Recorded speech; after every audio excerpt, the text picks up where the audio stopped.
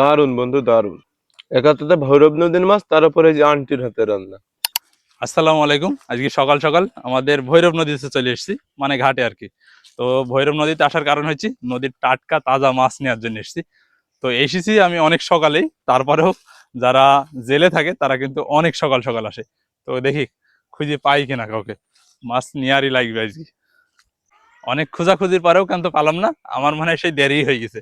তবে আমার এখানে এক ভাই বিক্রি করে মাছ, যাই দেখি আসি বাড়িতে পাওয়া যায় কিনা। সৈলি তো আসলাম আমার এক ভাইয়ের বাড়ি, কারণ ভাইও মাছ বিক্রি করে। দেখি বাড়িতে আছে কিনা, বাড়িতে নিয়ে এসে বিক্রি করতে দেখা যায়। ভাই আজকে কি মাছ পেয়েছেন? হ্যাঁ ভাই, মাছ পেয়েছি। তো মাছ তো বেশ ভালোই পেয়েছেন মনে হয়েছে। হ্যাঁ, তাহলে এবার ঢালেন। তো মাছের ভিতরে এই যে খলসি মাছটা বেশি দেখতে পাচ্ছি। ভাই কি বৃত্তি পে দিলেন নাকি? হ্যাঁ বৃত্তি ভাই। এগুলো সবই বৃত্তির মাছ। একটা চ্যাং আছে, তারপরে একটা জেঙ্গলও তো দেখলাম মনে হয়, দুইটা একটা জেঙ্গলও কি হয়েছে নাকি? হ্যাঁ সব রকম পড়েছে ভাই। তো ভৈরব নদীর মাছ কিন্তু অনেক বেশি স্বাদ, এটা মাছ বা চাষের মাছের চাইতে অনেক অনেক গুণ স্বাদ। হ্যাঁ, তাহলে আমাকে একটু দেন। কত নেবেন ভাই? দেখি 1 কেজি মতো দেন। বন্ধু কোথায় গেলি সকাল সকাল? আরে বন্ধু, এটা ঘাটে থেকে মাছ কিনে আসলাম। ঘাটের মাছের তো বন্ধু সেই স্বাদ। হ্যাঁ বন্ধু, তাহলে মাকে নিয়ে গিয়ে দেখি রান্না করে দিতে বলি, আচ্ছা তোরও দাওয়াত থাকলো। আচ্ছা আচ্ছা। মা, এ দেখো নদীর মাছ নিয়ে চলে এসেছি। বাপ, নদীর মাছের তো সেই স্বাদ। নাও মাছগুলা নাও। কইটা নিয়ে গিয়ে খাইলে এবার আমি। ঠিক আছে যাও।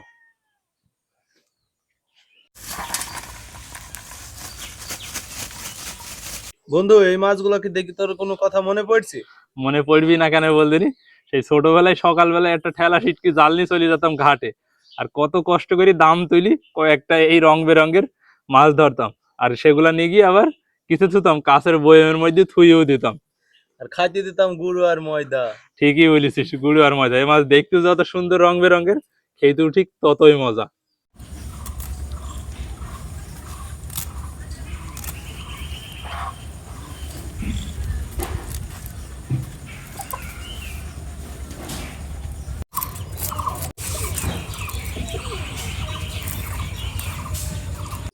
ছোট মাছ খেতেও যেমন মুখের স্বাদ, তেমন কুটাও বেশ ঝামেলার কাজ। তাই তো আমি মাকে একটু হাতে পাতে কুইটি দিছি, নাহলে তো অনেক সময় লাগবে এই মাছ কুটা বাছা করতে।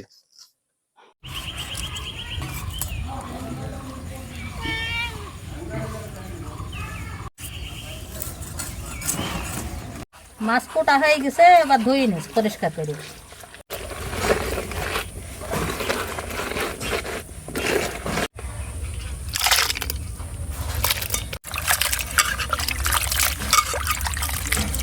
মাছ ধুই নিস, হইলে এসে এবার শাক মাছ কটা না তাহলে ভেজে নেবো। মাছগুলো এখান তো হাত ঘষে রান্না করবো। দিয়ে দিলাম পেঁয়াজ কষে, দিয়ে দিলাম কাঁচা ঝাল, শুকনো ঝালের গুঁড়ো, হলুদ গুঁড়ো, ধনিয়া জিরে বাটা, স্বাদ মতো নুন। এবার ভেজে নিয়ে শাক মাছগুলো দিয়ে দিলাম সয়াবিন তেল। এবার সব কিছু ভালো করে মাখিয়ে নেবো। মাখিয়ে নেওয়া হয়ে গেছে, দিয়ে দিলাম মশলা বাটা পাটা ধোয়া পান।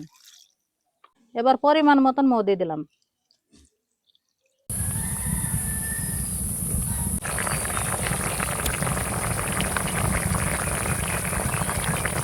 মাছ আন্দা হয়ে গেছে, এবার সাইডে জিরে গুঁড়ো ছেটে দিলাম, দিয়ে নামিয়ে নেবো। বন্ধু রান্না তো হয়ে গেল, এবার খাওয়া শুরু করা যাক। তো এটা কলমি শাক রান্না করেছে মা, খাবি নাকি? দে। শাকটা কিন্তু আমি বিলে থেকে তুলে নিয়েছিলাম, ঘাস কাটতে গেলাম। আর এই শাকের স্বাদই কিন্তু স্বাদই আলাদা। আলাদা। এবার খাওয়া শুরু কর। বিসমিল্লাহ। বিসমিল্লাহ। সত্যি বন্ধু অসাধারণ হয়েছে। মাঠের শাক, এ শাকের স্বাদই আলাদা।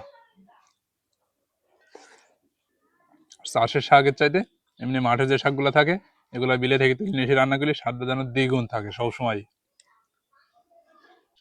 বন্ধু, শাক গাবার ভাল লাগছে বলি যেন শাক দিয়ে ভাত খেয়ে ফেলিসনি, এখনো মাছ বাকি আছে। মাছটাও কিন্তু ঘাটের মাছ, মানে নদীর মাছ, স্বাদই আলাদা হবে। দে বন্ধু, এবার প্লেটটা কি দে, শাক দিতে খুব খাওয়াই হইলো।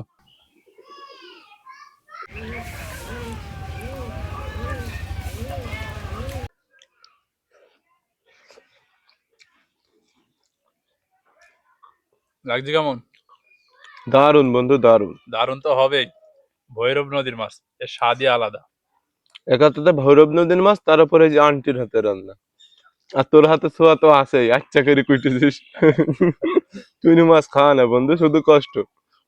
চুনি মাছ যেমনি বাইশটি করতে কষ্ট, খেতে কিন্তু দারুণ স্বাদ। আর সেটা যদি নদীর হয় তাহলে তার কোনো কথাই নেই, সব মিলি বলা যায় যে অসাধারণ। অসাধারণ। আর এইভাবে হাত ঘষে রান্না করলে মাছের স্বাদটাও কিন্তু দারুণ পাওয়া যায়।